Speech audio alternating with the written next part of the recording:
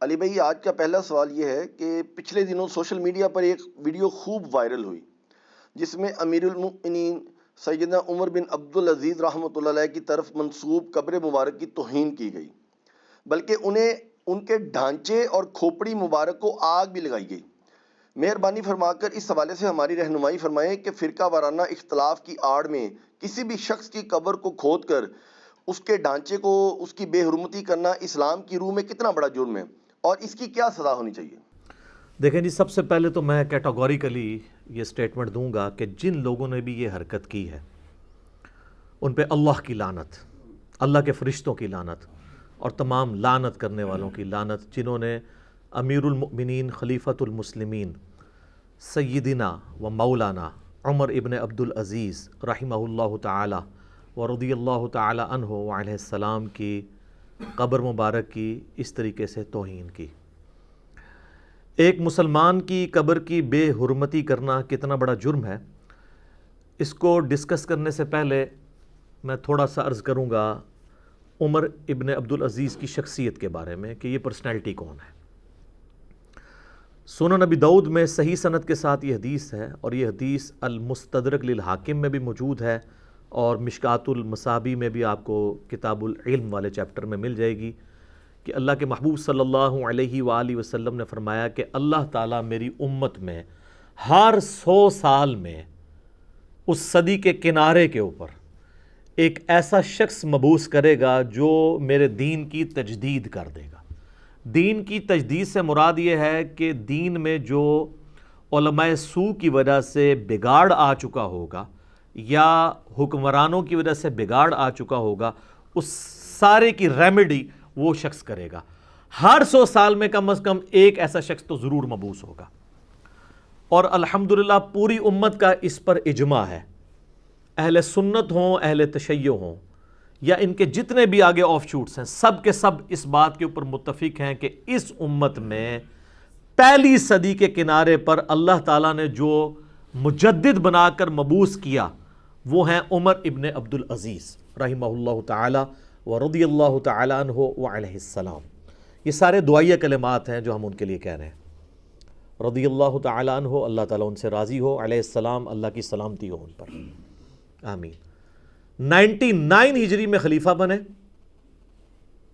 اور 101 ہجری میں آلموسٹ 2 سال کے بعد، 2.25 سال ان کا خلافت کا دور بنتا ہے، ایگزیکٹلی جتنا کہ سیدنا ابوبکر صدیق رضی اللہ تعالیٰ عنہ کا دور ہے۔ 38 سال کی عمر میں آل امیہ ہی نے انہیں زہر دے کر شہید کر دیا، صرف 38 سال کی عمر میں، 99 ہجری سے 101 ہجری تک، یعنی صدی کے کنارے کے اوپر آئے ہیں یہ۔ باقی ان کی جو پرسنالٹی کی جو خوبیاں ہیں، یہ کس طریقے سے حادثاتی طور پہ خلیفہ بن گئے اس پورے سسٹم میں سے، سلمان ابن عبد الملک کے دل میں کیا اللہ نے بار ڈالی، یہ ایک الگ سے ایک چیز ہے۔ اس کے اوپر آلریڈی میرا ایک کلپ ریکارڈڈ موجود ہے یوٹیوب پہ، آپ جا کے لکھیں آل امیہ کا دہشت گرد، یعنی ان کا پالتو دہشت گرد حجاج ابن یوسف۔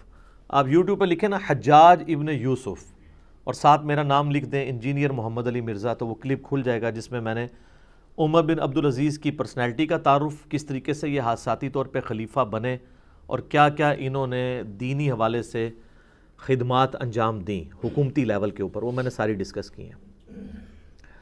بہرحال مختصراً یہ یاد رکھیں کہ اہل سنت کے ہاں 6 لوگوں کو خلفائے راشدین میں سے شمار کیا جاتا ہے: سیدنا ابوبکر، سیدنا عمر، سیدنا عثمان، سیدنا علی، سیدنا حسن ابن علی، یہ 5 کنزیکٹیو، اور 6ٹھے خلیفہ سیدنا عمر ابن عبدالعزیز رضی اللہ عنہم اجمعین وعلیہم السلام اجمعین۔ اور پلس ان کو ایک یہ بھی فضیلت حاصل ہے کہ یہ مجدد بھی ہیں پہلی صدی کے۔ امت میں 2 ہی مجدد ہیں جن کے اوپر امت متفق ہے، ایک پہلا مجدد اور ایک آخری امام محمد بن عبداللہ المہدی، اور پہلے عمر بن عبدالعزیز۔ باقی بیچ میں ہر فرقے کے اپنے اپنے مجدد ہیں، ان پہ بحث کرنے کی ضرورت نہیں ہے، اور تھوک کے حساب سے مجددین پائے جاتے ہیں۔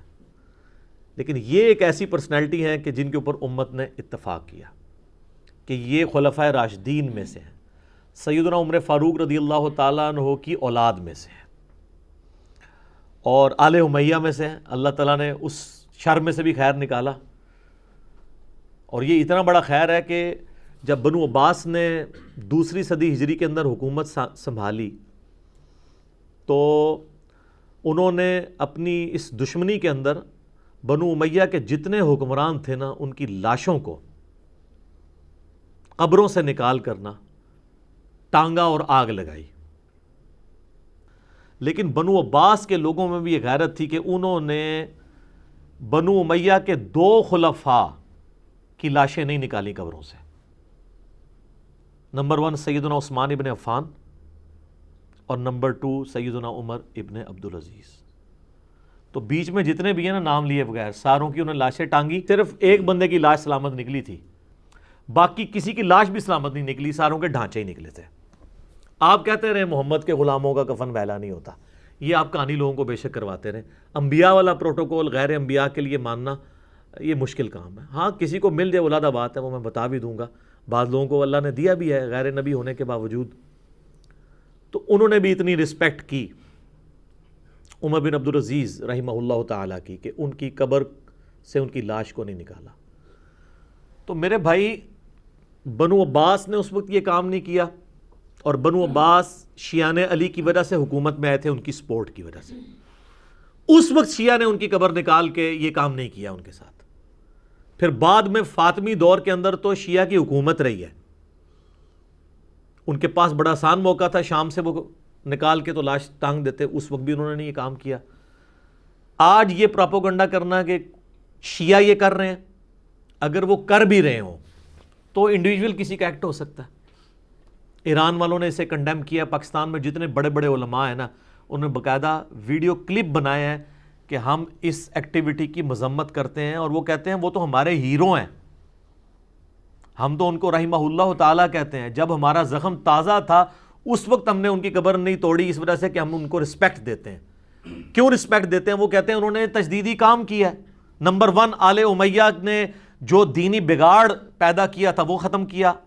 نمبر 2 مولا علی رضی اللہ تعالیٰ عنہ علیہ السلام پر جو ممبروں سے سب و شتم کا سلسلہ 60 سال سے صلح حسن 41 ہجری سے 99 ہجری تک مسلسل جاری تھا، وہ انہوں نے ختم کروایا، اور سورۃ النحل کی آیت نمبر 90 خطبے میں داخل کی۔ ورنہ خطبے میں تو کہا جاتا تھا کہ علی پر لعنت، علی سے محبت کرنے والوں پر لعنت، نعوذ باللہ من ذالک۔ تو انہوں نے اس کی جگہ یہ آیت داخل کی، ان اللہ یأمر بالعدل والاحسان، یہ والی آیت سورۃ النحل آیت نمبر 90۔ اور نمبر 3 انہوں نے جاگیر فدق جو تھی وہ حکومتی تحویل سے آل فاطمہ کو دے دی، حالانکہ اس کے وہ پابند نہیں تھے، وہ نہ بھی دیتے، اس کی جو انکم تھی وہ آلریڈی بنو ہاشم کو جا رہی تھی، لیکن انہوں نے کہا نہیں، میں اس کی مینجمنٹ بھی ان کے حوالے کر دیتا ہوں، اگر اس کی وجہ سے اختلاف پیدا ہوا تو میں یہ بھی ختم کروں۔ تو شیعہ تو اس لیے ان کو بہت رسپیکٹ دیتے ہیں۔ باقی اگر انڈیویجولی کوئی یہ کرتا ہے تو اس کا اپنا ایکٹ ہے۔ اور مجھے بتائیں چند سال پہلے جب سیدنا حجر ابن عدی رضی اللہ تعالیٰ عنہ صحابی رسول، جن کو حضرت معاویہ رضی اللہ تعالیٰ عنہ نے شہید کروایا تھا ظلماً، اس کے اوپر میرا یوٹیوب پہ کلپ ہے، آلموسٹ 1 ملین کے قریب اس کی ویورشپ ہونے والی ہے، سیدہ عائشہ کا قاتل کون؟ تو وہ آپ کلپ دیکھ لیں، اس میں نے احادیث کے حوالے دیے ہیں، مسند احمد سے، المستدرک للحاکم سے، صحیح مسلم سے۔ تو حجر ابن عدی کی جب بے حرمتی کی گئی تھی، ان کی لاش نکالی گئی تھی قبر سے، اس وقت سارے شیعہ یہ کہہ رہے تھے یہ سنیوں نے کام کیا ہے، کیونکہ ان کی عقیدت ان کے ساتھ وابستہ تھی۔ اب سنی کہہ رہے ہیں کہ شیعہ نے کام کیا ہے۔ جو یہ حرکتیں کرتے ہیں نا، یہ سنی شیعہ نہیں ہوتے ہیں، یہ ہوتے ہیں دہشت گرد اور فرقہ باز لوگ۔ جب سنی اور شیعہ کے بڑے بڑے علماء ان سے اعلان برات کر دیں تو نچلے لوگوں کو نہیں لڑنا چاہیے ان باتوں کے اوپر۔ کافر یہی چاہتے ہیں کہ مسلمان آپس میں ان باتوں کے اوپر لڑتے رہیں۔ ان لوگوں کا کوئی مسلک نہیں ہوتا۔ اسلام میں تو اس چیز کی اجازت نہیں کسی کے نزدیک بھی کہ مرنے کے بعد اس کی لاش کو اس طریقے سے اکھاڑا جائے اور اس کی بے حرمتی کی جائے۔ لہٰذا ان لوگوں کا کسی مکتب فکر کے ساتھ تعلق نہیں ہے، نہ اس کو جوڑنے کی کوشش کی جائے، ادروائز پھر مسلمان اسی بات کے اوپر لڑتے رہیں گے۔ تو شیعہ جب ان کو اتنی رسپیکٹ دیتے ہیں کہ جی انہوں نے مولا علی پر سب و شتم ختم کروایا، اور میں یہ کہتا ہوں کہ میں یہ اکثر، یہ میرا گولڈن کوٹ ہے، یہ گولڈن کوٹ جب میں بولتا ہوں کہتا ہوں میرا، اس سے مراد میں اپنی تعریف نہیں کر رہا ہوتا، میں اس جملے کی لذت لے رہا ہوتا ہوں کہ سیدنا عمر ابن عبدالعزیز کی قیامت والے دن بخشش کے لیے صرف ایک عمل ہی کافی ہے کہ انہوں نے مولا علی رضی اللہ تعالیٰ عنہ وعلیہ السلام، داماد رسول، اللہ کے اولیاء کے سردار کے اوپر سب و شتم ممبروں سے ختم کروایا۔ عمر بن عبدالعزیز اپنے نامہ اعمال میں یہی ایک نیکی لے جائے نا کہ میں نے تیرے محبوب ترین بندے پر جو 60 سال سے سب و شتم ممبروں پر ہو رہا تھا میں نے ختم کروایا، تو اس کے بعد ان کے کسی نیک عمل کی ضرورت ہی نہیں۔ یہ میرا حسن ظن ہے عمر بن عبدالعزیز کے بارے میں۔ اور وہ ایسا فتنہ دبا کہ آج بھی ناسبی موجود ہیں دنیا میں، اعلانیہ مولا علی کی مخالفت نہیں کرتے، ایسا فتنہ کچل دیا سیدنا عمر ابن عبدالعزیز نے۔ اچھا، جو لوگ جو ہے نا وہ آل امیہ کی بڑی طرفداری کرتے ہیں نا، اور عمر بن عبدالعزیز کی تعریف بھی کرتے ہیں، کہتے ہیں جی عمر بن عبدالعزیز بھی تو آل امیہ میں ہیں اور عثمان ابن عفان بھی ہیں، تو میرے بھائی یہ تو آپ اسی طریقے سے کہہ رہے ہیں کہ آل فرعون میں تو موسیٰ بھی آتے ہیں، موسیٰ کی پرورش علیہ السلام کی فرعونیوں میں ہوئی ہے، تو یہ اسی طریقے سے ہیں۔ ان دو پرسنالٹیز کے پیچھے آپ آل امیہ کی غلط کاریوں کو چھپا نہیں سکتے۔ پھر ہمارا ایک معصومانہ سوال ہے کہ آپ بھی مانتے ہیں، ہم بھی مانتے ہیں، سنی بھی مانتے ہیں، شیعہ بھی مانتے ہیں کہ عمر بن عبدالعزیز اسلام کے پہلے مجدد ہیں۔ ہمارا معصومانہ سوال ہے کہ عمر بن عبدالعزیز نے کون سی دینی تجدید کی ہے، وہ بتا دیں۔ انہوں نے آپ کو کرکٹ کا ورلڈ کپ جتایا ہے یا ہاکی کی چیمپئنز ٹرافی جتائی ہے، وہ ذرا بتائیں کہ اس کے اندر کیا قیامت مضمر ہے کہ وہ تجدیدی کارنامہ کون سا ہے۔ جب آپ یہ بات کریں گے تو پتہ چل جائے گا تجدیدی کارنامہ یہ ہے کہ حکومت اور دین الگ ہو چکے تھے، انہوں نے اس کو ایک کیا۔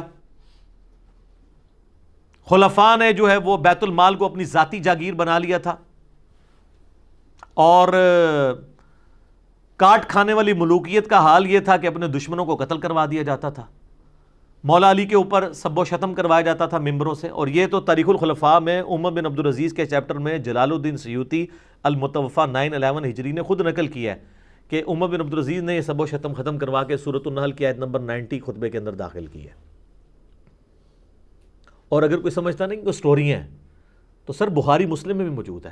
اور جو لوگ کہتے ہیں نا ایسی باتیں کرنے سے جو امت میں انتشار پیدا ہوتا ہے، تو یہ انتشار کا بانی پھر نعوذ باللہ امام بخاری اور امام مسلم ہے۔ اور امام بخاری، امام مسلم نے ان احادیث کو کہیں چھپا کے کونے میں نہیں لکھا۔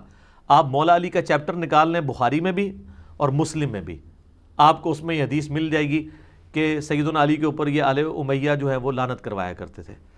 صحیح بخاری میں انٹرنیشنل نمبرنگ کے مطابق 3703 ہے، صحیح مسلم میں انٹرنیشنل نمبرنگ کے مطابق 6229 نمبر حدیث ہے۔ غدیر خم کی حدیث ہے نا مسلسل 4، 6225 سے 6228، اس سے اگلی حدیث قرآن اور اہل بیت والی حدیث سے اگلی حدیث صحیح مسلم میں ہی ہے۔ اور مسلم میں پوری ڈیٹیل ہے کہ سیدنا سہل ابن سعد السعدی جو بدری اصحاب میں سے ہیں، ان کو ممبر پہ بلایا آل مروان میں سے گورنر نے، جو مدینہ میں گورنر تھا، اور کہا کہ آ کر علی ابن ابی طالب پر لعنت کرو، معاذ اللہ استغفر اللہ۔ انہوں نے کہا معاذ اللہ، میں کبھی یہ کام نہیں کروں گا۔ تو اس نے کہا آپ یہ کہہ دیں کہ لعن اللہ ابا تراب، ابو تراب پر اللہ کی لعنت، نعوذ باللہ۔ ابو تراب کنیت تھی مولا علی کی، مٹی والے پہ کوڈ ورڈز میں بات کر دو ہمارا دل بھی ٹھنڈا ہو جائے گا۔ تو اس پہ سہل ابن سعد السعدی نے کہہ لگایا، انہوں نے کہا تم حضرت علی کو ابو تراب کہتے ہو اور اپنے ذوق میں سمجھتے ہو یہ حقارت والا نام ہے، مٹی والا۔ ہمارے معاشرے میں بھی کسی کو کہنا مٹی والا تو شاید اچھا نہ سمجھا، جبکہ مولا علی سب سے زیادہ اس نام سے خوش ہوتے تھے۔ پھر وہ تھوڑے سے بیک فٹ پہ گئے، انہوں نے کہا اچھا سال یہ پھر ابو تراب سے اگر مولا علی خوش ہوتے تھے تو یہ نام ڈلا کیسے؟ انہوں نے کہا یہ نام اس طرح ڈلا کہ ایک دفعہ سیدہ فاطمہ اور سیدنا علی کی آپس میں میاں بیوی ہونے کے ناطے تھوڑی سی چپکلش ہوئی، تو حضرت علی ناراض ہو کے گھر سے چلے گئے۔ خامدوں کو یہی کرنا چاہیے، بیویوں کو نکالنے کی بجائے نا خود نکل جائے۔ اور جا کے مسجد میں لیٹ گئے۔ تھوڑی دیر بعد بائی چانس نبی صلی اللہ علیہ وآلہ وسلم وہاں آئے اور سیدہ فاطمہ سے کہا کہ تمہارے چچا کا لڑکا کدھر ہے؟ حالانکہ حضرت علی سیدہ فاطمہ کے رشتے میں چچا لگتے ہیں، لیکن چونکہ وہ خاوند مان چکے تھے اس لیے پھر ٹریڈیشن میں اسے چچا کا لڑکا بولا گیا. تو انہوں نے کہا، اس طرح ناراض ہوئے اور چلے گئے. تو آپ علیہ السلام نے ایک بندہ پیچھے روانہ کیا اور کہا کہ دیکھو علی کہاں ہے. بس اتنی ڈیوٹی لگائی، یہ نہیں کہا کہ اسے بلاؤ ورنہ تو مولا علی خود قدموں میں حاضر ہوتے حضور کے. اس بندے نے آگے کہا کہ وہ تو لیٹے ہوئے فلاں جگہ پہ. تو نبی علیہ السلام خود تشریف لے گئے، اپنے مبارک ہاتھوں سے مٹی جھاڑی اور اٹھایا، کہا اٹھ ابو تراب، اٹھ ابو تراب، اے مٹی میں لپٹنے والے اٹھ، اے مٹی میں لپٹنے والے اٹھ. حضرت علی کو حضور علیہ السلام کی اس بات سے اتنی خوشی ہوئی کہ ان کی کنیت ابو الحسن تھی، انہوں نے اپنی کنیت چینج کر کے ابو تراب کر لی کہ حضور کی یاد آتی رہے. تو یہ سب و شتم والی تو کئی ایک احادیث ہیں، میرا آپ یوٹیوب پہ کلپ دیکھ سکتے ہیں، کیا صحابہ کو گالی دینے والا کافر ہے، اس میں نے کئی ایک ٹروتھ ریویل کیے ہیں. اور میں نے بتایا کہ صحابہ اکرام پر سب و شتم کا سلسلہ کب شروع ہوا.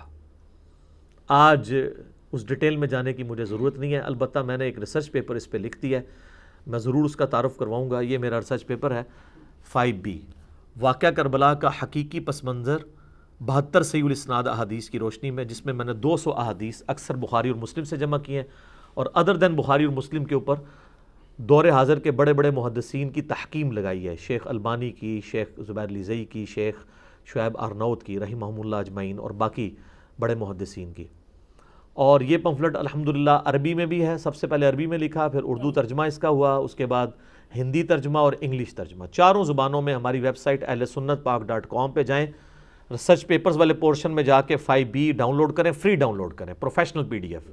اور اگر اس کی آپ ہارڈ کاپی منگوانا چاہتے ہیں تو یہ ریسرچ پیپر اور 8 ریسرچ پیپرز اور ہیں، ٹوٹل 9 اور 3 اذکار کارڈ، یہ 12 کا پیکج صرف 300 روپے میں. TCS کا خرچہ ہی 300 بن جاتا ہے. آپ کے گھر TCS میں ہم بھجوائیں گے. صبح 9 سے لے کے شام 5 بجے تک روزانہ ہمارا فون کھلا ہوتا ہے. +923215900162. پاکستان میں کریں گے تو 032159000162.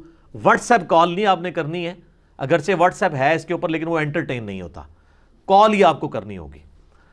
اور آپ کے گھر یہ ڈاک آ جائے گی، آپ اس کو پڑھیں. ویسے تو PDF کا دور ہے، آپ ڈاؤن لوڈ کر کے پڑھیں تو انشاءاللہ تعالیٰ آپ کو سارے حقائق پتہ چل جائیں گے. اب وہ آج اس ڈیٹیل میں جا نہیں سکتا ورنہ بہت زیادہ ٹائم لگ جائے گا. چونکہ میں آج عمر بن عبدالعزیز کو ڈسکس کر رہا ہوں، تو یہ شخصیت وہ ہیں جن کے بارے میں سنن نسائی میں ایک بڑی زبردست حدیث ہے. حضرت انس ابن مالک جنہوں نے 10 سال نبی علیہ السلام کو وضو کروایا اور آپ کی وفات کے بعد 82 سال تک زندہ رہے اور 93 ہجری میں فوت ہوئے. جب مدینے کے گورنر بنائے گئے نا عمر بن عبدالعزیز، تو یہ خود مسجد نبوی میں نماز پڑھایا کرتے تھے، تو انس ابن مالک ان کے پیچھے نماز پڑھا کرتے تھے. سنن نسائی کے الفاظ ہیں، وہ کہتے ہیں کہ واللہ میں نے کئی سالوں کے بعد کسی ایسے شخص کے پیچھے نماز پڑھی ہے جو ہمیں ویسی نماز پڑھاتا ہے جیسا کہ نبی صلی اللہ علیہ وآلہ وسلم پڑھا کرتے تھے. یہ انس ابن مالک کہہ رہے ہیں کہ عمر بن عبدالعزیز وہ نماز ہمیں پڑھا رہا ہے، اور کتنے عرصے کے بعد. اس کا مطلب ہے نمازوں کا بھی بگاڑ آ گیا ہوا تھا. ابو داؤد اور ترمذی کے اندر حدیث موجود ہے کہ میرے بعد خلافت علی منہاج النبوہ 30 سال تک رہے گی. یہ حضور کے آزاد کردہ غلام سفینہ روایت کر رہے ہیں. پھر وہ اپنے شاگرد سعید تابعی سے کہتے ہیں بیٹا گن، ابو بکر کے 2 سال، عمر کے 10 سال، عثمان کے 12 سال اور علی کے 6 سال. اور وہ 6 سال بھی 5.5 سال ہیں، 5-6 مہینے بیچ میں سیدنا حسن ابن علی کی خلافت ہے. تو وہ سعید تابعی کہتا ہے کہ یہ آل امیہ کے لوگ تو کہتے ہیں کہ علی علیہ السلام خلیفہ ہی نہیں ہے. امام داؤد نے یہ حدیث جو ہے نا 4646 نمبر ہے، اس میں لکھا ہے علی علیہ السلام. تو سیدنا سفینہ کو غصہ آیا، انہوں نے کہا یہ ان کی پیٹھ سے جھوٹ نکلا ہے جہاں سے ہوا خارج کرتے ہیں. حق تو یہ ہے کہ بنو امیہ کی خلافت خود شریف ترین بادشاہت ہے. اور یہی حدیث جب مسند جو ابی داؤد الطیالسی کے اندر آتی ہے نا، تو اس میں آگے الفاظ ہیں کہ ان کی حکومت شریف ترین بادشاہت ہے اور ان کا پہلا خلیفہ معاویہ ابن ابی سفیان ہے رضی اللہ عنہما. ہم تو ظاہر احترام کے ساتھ ہی نام لیں گے. اور المصنف ابن ابی شیبہ میں الفاظ ہیں کہ یہ سخت گیر حکمران ہے اور ان کا پہلا حاکم معاویہ ابن ابی سفیان ہے. اور جو وہ مسند ابی داؤد طیالسی تھی نا، اس میں الفاظ ہیں کہ وہ شاگرد پوچھتا ہے کہ اگر خلافت 30 سال ہے تو حضرت معاویہ پھر کیا ہے؟ تو انہوں نے کہا وہ پہلے بادشاہ ہیں. اور مصنف ابن ابی شیبہ میں کلیئر ہو گیا کہ انہوں نے سخت گیر حکمرانوں میں بھی ان کو شامل کیا اور کہا کہ ان میں سے. یہ کہتے ہیں نا جی وہ بعد کے لوگوں کو انہوں نے کہا ان کو نہیں کہا, تو یہ بھی اس کے اندر کلیئر ہو گیا. یہ میں نے ساری حدیثیں اس ریسرچ پیپر کے اندر ڈالی ہوئی ہیں. بہرحال اس سے یہ پتہ چل گیا کہ خلافت علی منہاج النبوہ. پھر اسی کو سپورٹیو ایک حدیث ہے جو مسند امام احمد میں ہے اور مشکات المصابیح کے اندر بھی موجود ہے کہ نبی علیہ السلام نے فرمایا کہ تمہارے اندر نبوت رہے گی جب تک اللہ چاہے گا, یعنی میرا وجود, آپ علیہ السلام نے فرمایا. اس کے بعد اللہ تعالیٰ نبوت کو اٹھا لے گا, یعنی میری وفات ہو جائے گی. پھر میری وفات کے بعد خلافت علی منہاج النبوہ قائم ہوگی, اور وہ بھی اس وقت تک رہے گی جب تک اللہ چاہے گا, یعنی 30 سال جو ابو داؤد ترمذی کی ہم حدیث سن چکے. اس کے بعد ملکن عاضن, اور ڈاکٹر سرار صاحب یوں کیا کرتے تھے, کاٹ کھانے والی ملوکیت, یعنی اپنے مخالفین کو کاٹنے والی, اس کا دور شروع ہو جائے گا. اس کے بعد جابر حکمرانوں کا دور شروع ہو جائے گا, اور اس کے بعد پھر سے خلافت علی منہاج النبوہ کا دور آئے گا.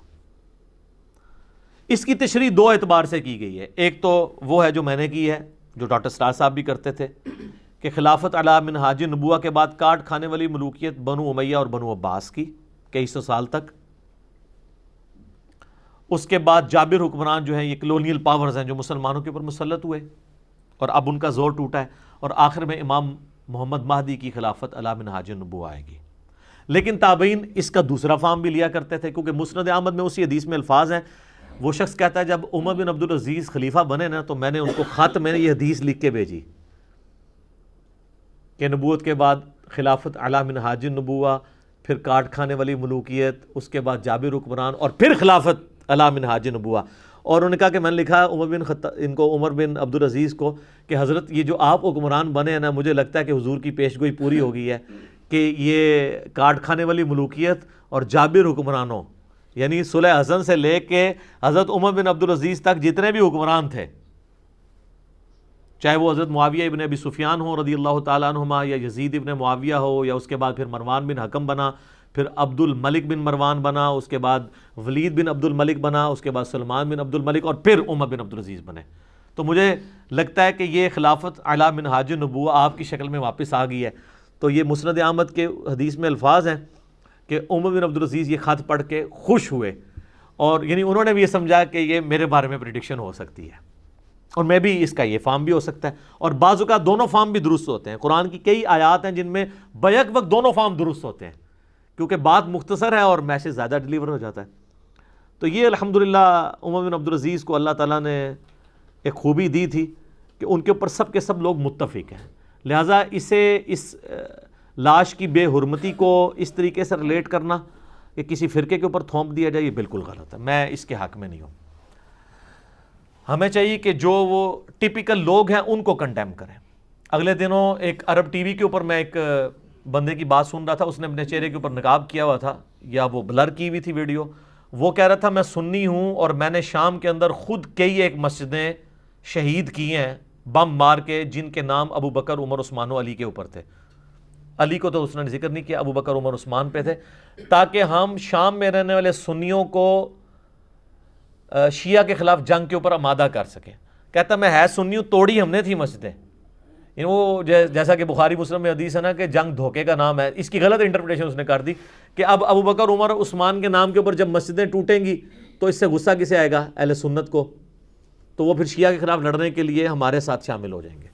یہ سب کی سب پولیٹیکل گیمز ہو رہی ہوتی ہے. جب ان کے علماء کنڈیم کر دیں پھر اس طرح کے معاملات کو کسی ایک مکتب فکر کے اوپر تھوپنا یہ غلط ہے, اور نہ یہ کسی کے نزدیک جائز ہے. میں آپ کو کہتا ہوں آپ ایون شیعہ علماء سے یہ فتویٰ لینا کہ کیا یزید کی قبر اکھاڑنی چاہیے, وہ کہیں گے نہیں, وہ اپنے جام کو پہنچ چکا ہے. نہیں, اس طریقے سے کوئی بھی قائل نہیں کسی چیز کا. خام خواہ کسی کے ساتھ منسوب کرنا یہ غلط ہے. حجر ابن عدی کی قبر نکالی گئی, ان کا جسم مبارک کی توہین کی گئی, تو شیعہ نے کہنا شروع کر دیا سنیوں نے, بھئی یہ ایسے لوگ سنی ہونے کے قابل ہی نہیں ہیں. وہ انڈیویجول کسی کا ایکٹ ہو سکتا ہے, آپ پورے کے پورے مکتب فکر کو اس کے اندر گھسیٹیں، یہ بہت سخت زیادتی ہے، اور یہی کافر چاہتے ہیں کہ آپ انہی سازشوں کا شکار رہیں اور ایک دوسرے کے خلاف جو ہے وہ لڑتے بھڑتے رہیں، ایک دوسرے کو قتل کرتے رہیں۔ یہ بالکل غلط ایٹیچیوڈ ہے۔ اب آ جائیں کہ قبر مسلم کی جو حرمت ہے، تو میرے بھائی صحیح مسلم میں حدیث ہے، اللہ کے محبوب صلی اللہ علیہ وآلہ وسلم نے فرمایا کسی شخص کا قبر پہ بیٹھنا، اور اس میں الفاظ مسلمان یا غیر مسلم کے قبر کے نہیں ہیں، لیکن یہ موسٹ پروبیبل مسلم کی قبر کا ذکر ہو رہا ہے۔ قبر پر بیٹھنا یہ اس سے بڑا جرم ہے، اس سے بڑی تکلیف دہ چیز ہے کہ کوئی شخص آگ کے انگاروں پر بیٹھے جو انگارے اس کے کپڑوں اور جلد کو بھی جلا دیں۔ یعنی کسی کو آگ پہ بٹھایا جائے، اس کے کپڑے بھی جل جائیں، اس کی جلد بھی جل جائے، تو اس کا عذاب کم ہے، اور قبر پہ بیٹھنے والے کو جو قیامت میں عذاب ہوگا وہ اس سے زیادہ ہو رہا ہوگا۔ پھر صحیح مسلم میں حدیث ہے، نبی علیہ السلام نے فرمایا قبروں پہ مت بیٹھو اور نہ ان کی طرف رخ کر کے نماز پڑھو۔ پھر صحیح مسلم میں ایک حدیث ہے، نبی علیہ السلام نے فرمایا میں تمہیں منع کرتا ہوں 3 کاموں سے، قبروں کو پکا کرنے سے، قبروں پر بیٹھنے سے، ڈائریکٹ بھی بیٹھنا منع ہے اور مجاور بن کے بیٹھنا بھی منع ہے، اور قبروں پر عمارت بنانے سے، اس سے بھی منع کرتا ہوں۔ اب یہ حدیثیں ہم بیان کریں گے تو لوگ کہتے ہیں جی پھر آپ لوگ مزارات کے خلاف بول رہے ہیں، چونکہ آپ مزارات کے خلاف بولتے ہیں اس لیے تو پھر وہ لوگ قبروں کی توہین کرتے ہیں۔ ہم نے قبروں کے خلاف کبھی کوئی بات نہیں کی ہے، مزارات سے اس لیے کر رہے ہیں کہ نبی علیہ السلام نے منع فرمایا۔ پھر وہ فوراً گنبد خضرا کی مثال دیں گے۔ میرے بھائی گنبد خضرا کیا صحابہ تابعین تبع تابعین نے بنوایا؟ گنبد بنانے کی ٹیکنالوجی قبل از مسیح تھی، بڑے بڑے کلیسا بنے ہوئے تھے نبی علیہ السلام کی پیدائش سے بھی پہلے۔ صحابہ اکرام کو رومنز سے آج کے بلینز آف ڈالر جزیہ ملتا تھا، ان کے لیے ایک سونے کا گنبد بنا کے قبر رسول پہ حجرہ عائشہ سلام اللہ علیہا کی چھت کے اوپر رکھنا کوئی مشکل کام تھا؟ جبکہ صحابہ کی زندگیوں میں عبد الملک بن مروان جب خلیفہ بنا، ہزاروں صحابہ زندہ تھے، اس نے ڈوم آف دا راک، یہ قبۃ الصخرہ جو گولڈن ڈوم ہے یروشلم میں، جس چٹان سے نبی علیہ السلام معراج کے لیے تشریف لے گئے تھے، اس کے اوپر وہ جو گنبد رکھا ہوا ہے جسے لوگ اکثر مسجد اقصیٰ سمجھ رہے ہوتے ہیں، مسجد اقصیٰ سامنے ہے، وہ ڈوم آف دا راک جو ہے، قبۃ الصخرہ، چٹان کا قبہ، وہ عبد الملک بن مروان نے رکھا تھا۔ تو اگر وہ رکھ سکتا تھا تو قبر رسول کے اوپر نہیں رکھ سکتا تھا؟ وہ نہیں رکھا۔ یہ تو 650 سال کے بعد ایک فاطمی شیعہ بادشاہ تھا، اس نے منت مانی تھی، لکڑی کا گنبد جو ہے اس نے پکڑ کے تو روضہ شریف کے اوپر رکھ دیا۔ 668 ہجری میں نبی علیہ السلام کی وفات کے 650 سال کے بعد اس کو لوگ دین بنائے بیٹھے ہوئے ہیں، اور کہتے ہیں گنبد اتارنا ہے تو نبی علیہ السلام کی قبر مبارک جو ہے وہ ایکسپوز ہو جائے گی تو گستاخی ہو جائے گی۔ نبی علیہ السلام کی قبر مبارک ایکسپوز نہیں ہوگی گنبد اتارنے سے، وہ تو آلریڈی حجرہ عائشہ میں ہے۔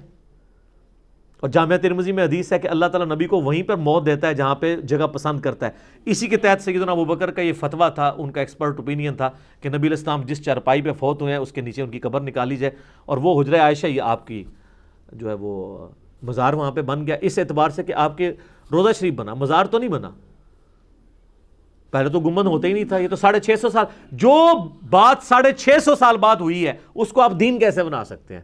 اور اس کے خلاف بولنے والے کو آپ گستاخ رسول کیسے کہہ سکتے ہیں؟ گستاخ تو وہ ہیں جنہوں نے یہ گنبد رکھا ہے۔ اور وفاء الوفا کتاب جس میں سمہودی نے یہ پوری ہسٹری لکھی ہے نا گنبد کی، اس نے ساتھ لکھا ہے کہ جس وزیر نے مشورہ دیا تھا نا گنبد رکھنے کا، کچھ عرصے بعد وہ معزول ہو گیا اور لوگ کہتے تھے کہ اسے سزا ملی ہے، اس نے غلط مشورہ دیا ہے کہ قبر رسول پہ گنبد رکھوایا ہے۔ شروع میں تو لوگ اسے برا سمجھتے تھے، اب وہ چونکہ اس وقت یعنی یہ جنرلی سپیکنگ ہماری بھی عقیدت وابستہ ہے، اس اعتبار سے جب ہم گنبد کو دیکھتے ہیں تو نبی علیہ السلام کی طرف دھیان جاتا ہے۔ میں بھی اس حق میں نہیں ہوں کہ گنبد ابھی اتارا جائے، مسلمانوں میں فتنہ ہے۔ بخاری و مسلم میں حدیث ہے، اے عائشہ تیری قوم نئی جاہلیت سے نہ پھری ہوتی نا تو میں خانہ کعبے کو توڑ کے حتیم کو کعبے کے اندر داخل کرتا اور خانہ کعبے کے دروازے کو نیچے کر دیتا تاکہ سب لوگ شامل ہو سکیں، لیکن وہ آج تک یہ دونوں کام نہیں ہو سکے۔ بیچ میں عبداللہ ابن زبیر نے صحیح مسلم میں آتا ایک دفعہ کوشش کی، پھر وہ حجاج نے دوبارہ سے اس کو ریورس کر دیا۔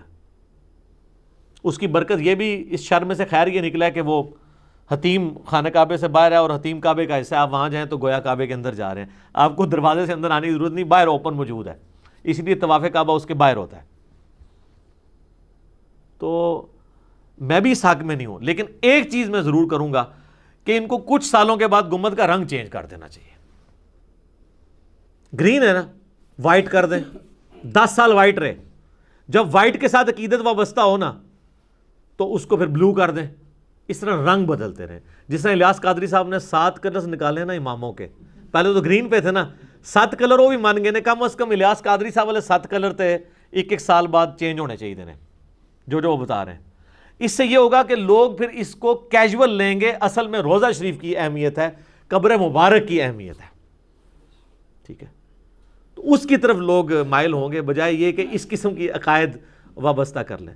تو اسلام میں ان چیزوں کی اجازت نہیں ہے، تو مزارات کی تو اجازت نہیں ہے، البتہ قبروں کی تو اہمیت ہے۔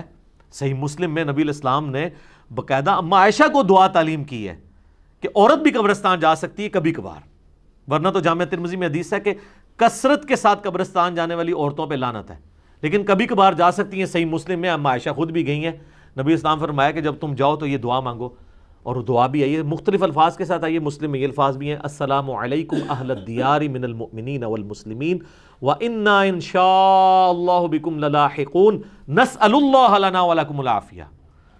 اے مومنین اور مسلمین جو یہاں پہ دفن ہو، تم پر ہماری طرف سے سلامتی پہنچے۔ السلام علیکم اہل الدیار من المؤمنین والمسلمین وَإِنَّا إِن شَاءَ اللَّهُ بِكُمْ لَلَاحِقُونَ، اور ہم بھی مرنے کے بعد انشاءاللہ تمہارے پاس ہی آنے والے ہیں، اور ہم اللہ کے حضور اپنے لیے اور تمہارے لیے عافیت کا سوال کرتے ہیں۔ سنن ابن ماجہ میں حدیث ہے کہ کسی شخص نے اللہ تعالیٰ سے عافیت سے بڑھ کے کوئی دعا نہیں مانگی، اسی لیے ہمارے صبح شام کے اذکار میں دعا بھی ہے نا، سنن ابی داؤد کی، اللہم انی اسألک العافیۃ فی الدنیا والآخرہ، پوری دعا۔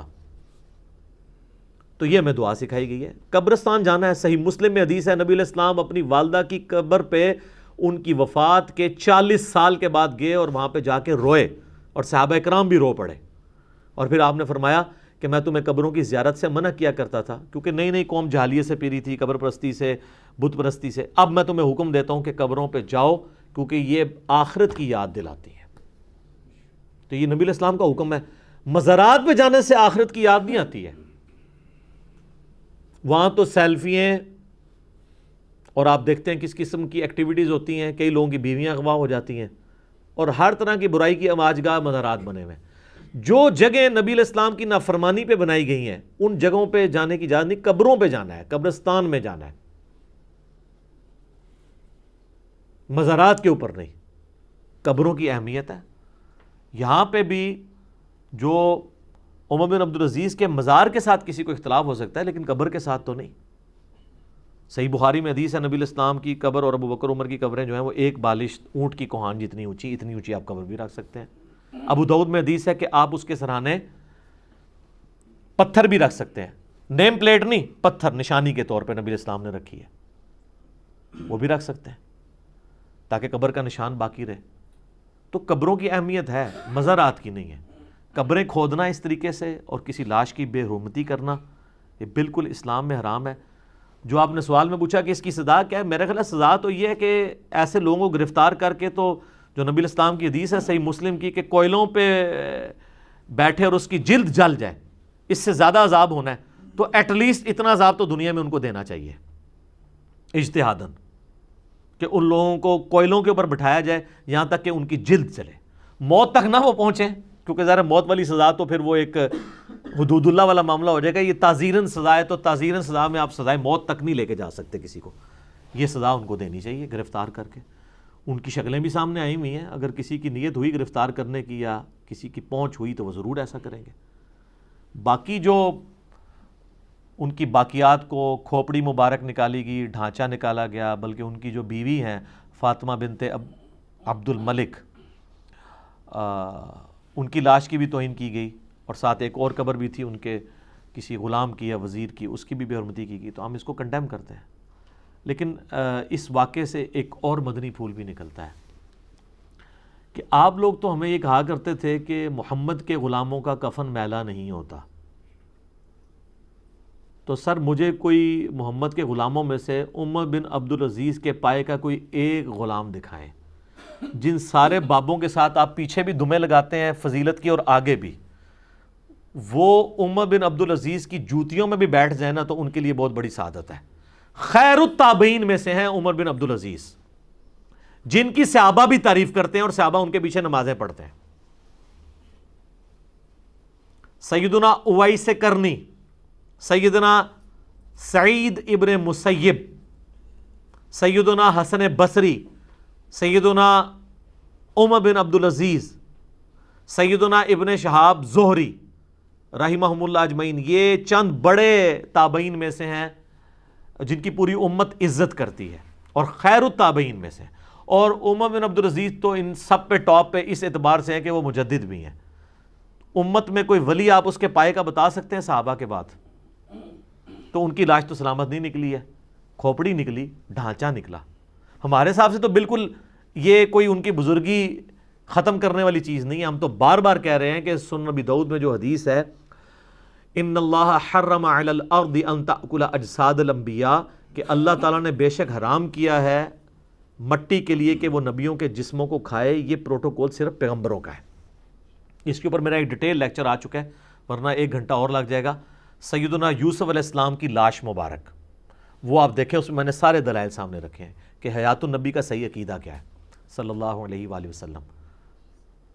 انبیاء کے علاوہ اللہ کی مرضی کسی کو پروٹوکول دے کسی کو نہ دے، ورنہ اس سے یہ نہیں کوئی کہہ سکتا کہ بزرگی ختم ہو گئی ہے.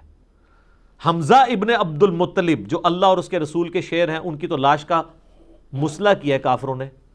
رومن امپائر کی بیٹل فیلڈز میں کئی صحابہ کرام کو تیل کے کڑاہوں میں روسٹ کیا گیا، ان کی لاشیں تو سلامت نہیں رہی ہیں، لیکن ان کی بزرگی تو ختم نہیں ہوگی.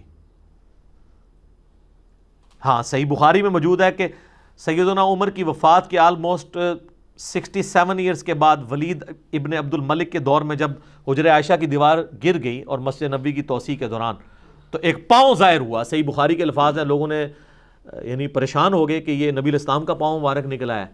تو عروہ ابن زبیر کو، جو سیدہ عائشہ کے بھانجے تھے، عبداللہ ابن زبیر کے چھوٹے بھائی اور حضرت زبیر کے بیٹے، وہ چونکہ سیدہ عائشہ کے محرم تھے، ان سے حدیثیں بھی سنا کرتے تھے، ان کو قبروں کی لوکیشن صحیح پتہ تھی. وہ جب ان کو بلایا گیا تو انہوں نے کہا نہیں، یہ حضرت عمر کی قبر تھی، یہ حضرت عمر کا پاؤں ہے.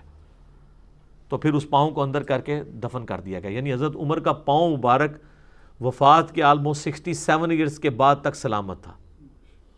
اور حیات النبی وہ دنیاوی نہیں تھی، ورنہ اتنی جب دنیا جمع ہوئی تھی تو حضرت عمر خود ہی پاؤں کھینچ کے اندر کر لیتے کہ یار تماشا لگیا ہے میری وجہ نال.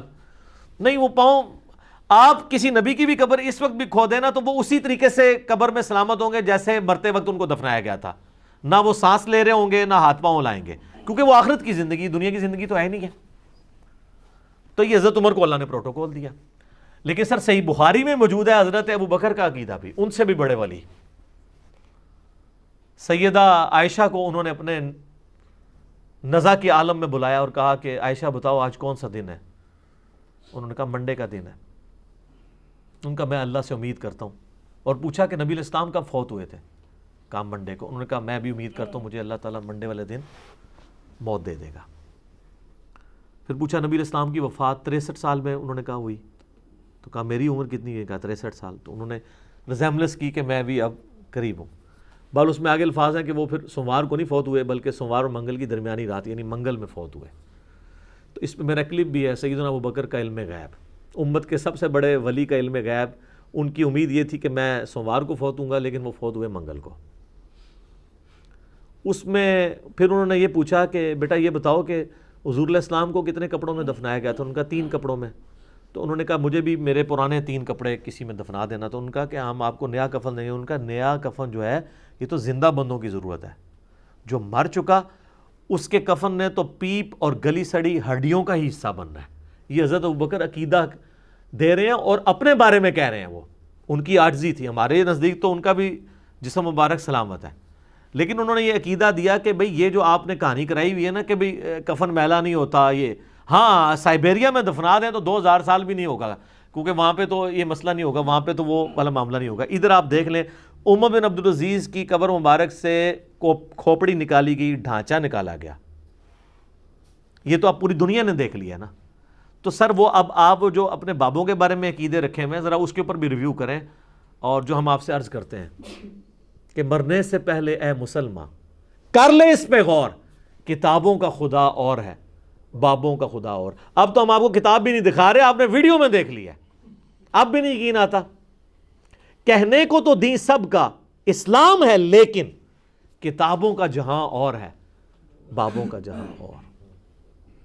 تو تھوڑا سا آپ اپنے اوپر نظر ثانی فرمائیں، اور ہمیں امید ہے کہ جب آپ نظر ثانی کریں گے تو آپ کے اندر سے آواز نکلے گی، کیا کہ نہ میں وابی نہ میں بابی، میں ہوں مسلم، علمی کتابی بنے۔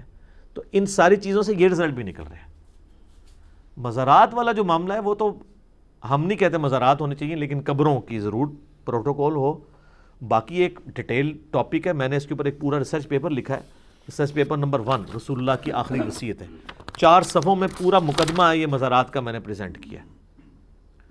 نبی علیہ السلام کو اپنی وفات کے وقت کن کن چیزوں کی ٹینشن تھی، بخاری مسلم دونوں میں حدیث ہے کہ اما عائشہ کہتی ہیں جب آپ علیہ السلام اپنے مرض وفات میں تھے تو بیماری کی شدت کی وجہ سے اپنے چہرے سے چادر ہٹاتے تھے اور بار بار یہ کہتے تھے لعن اللہ یہود والنصارى، اللہ تعالیٰ یہود و نصارہ پر لعنت کرے، اتخذوا قبور انبیائہم مساجدہ، انہوں نے اپنے نبیوں کی قبروں کو سجدہ گاہ بنا دیا تھا۔ اور اما عائشہ کہتی ہیں اگر ہمیں یہ خدشہ نہ ہوتا کہ لوگ حضور کی قبر پہ سجدے شروع کر دیں گے تو ہم قبر مبارک کو زائرین کی زیارت کے لیے کھلا چھوڑ دیتے۔ ادھر کسی نے نہیں کہا کہ حضرت شرک تو ختم ہو چکا ہے، اماں آپ کو کیوں ٹینشن لگی ہے؟ اور اما عائشہ کہتی ہیں ہمیں پتہ تھا کہ حضور ہمیں ڈرا رہے تھے کہ یہ کام نہیں کرنا۔ صحیح مسلم میں حدیث ہے نبی علیہ السلام نے اپنی وفات سے 5 دن پہلے کہا خبردار، اگلے لوگوں میں جب کوئی نبی یا بڑا آدمی فوت ہو جاتا تھا لوگ اس کی قبر پہ سجدے شروع کر دیتے تھے، میرے ساتھ یہ کام نہ کرنا۔ اور بخاری و مسلم دونوں میں حدیث ہے کہ ایک دفعہ نبی صلی اللہ علیہ وآلہ وسلم کی 2 بیویاں، یہ اما عائشہ روایت کرتی ہیں، سیدہ ام سلمہ اور ام حبیبہ، وہ آپس میں گفتگو کر رہی تھیں اور یہ حضور کی بیماری کے وفات کے دن قریب تھے، اور وہ کہنے لگی جب ہم وہ حبشہ گئے تھے ہم نے ماریہ نام کا ایک گرجا دیکھا تھا جہاں پہ تصویریں بھی لٹکی ہوئی تھی۔ حضور بیماری کے عالم میں آپ نے آنکھیں کھولی، آپ فرمایا یہی تو ان کی خرابی تھی، جب ان کا کوئی نیک بندہ یا نبی فوت ہو جاتا تھا اس کی قبر کے اوپر یوں تصویریں بنا لیتے تھے اور پھر قبر پہ سجدے شروع کر دیتے تھے، اور پھر نبی علیہ السلام فرمایا یہ لوگ بدترین مخلوق بنا کے اٹھائے جائیں گے قیامت والے دن۔ استغفر اللہ الذی لا الہ الا هو الحی القیوم واتوب الیہ۔ نبی علیہ السلام کی دعا ہے مسند امام احمد میں، اللہم لا تجعل قبری وثنا یعبد، اے اللہ میری قبر کو بت نہ بننے دینا کہ لوگ اسے پوجنا شروع کر دیں۔ حضور نے اپنی قبر کو بت کہہ دیا، پوجا جسے بھی جائے گا اس کا تو قصور نہیں ہوگا، لیکن وہ بت کی کیٹیگری میں تو فال کرے گا۔ عیسیٰ ابن مریم کا قصور نہیں ہے، لیکن جن لوگوں نے انہیں الوہیت کے اوپر فائز کیا اللہ تعالیٰ نے اس کو کنڈیم تو کیا، وہ معاملہ تو اپنی جگہ موجود ہے۔ تو میرا خیال ہے جتنی میں نے گفتگو کر لی اس حوالے سے وہ کافی ہے۔ ابھی اذان شروع ہونے لگی ہے انشاءاللہ، بقیہ کے سوالات اذان کے وقفے کے بعد انشاءاللہ۔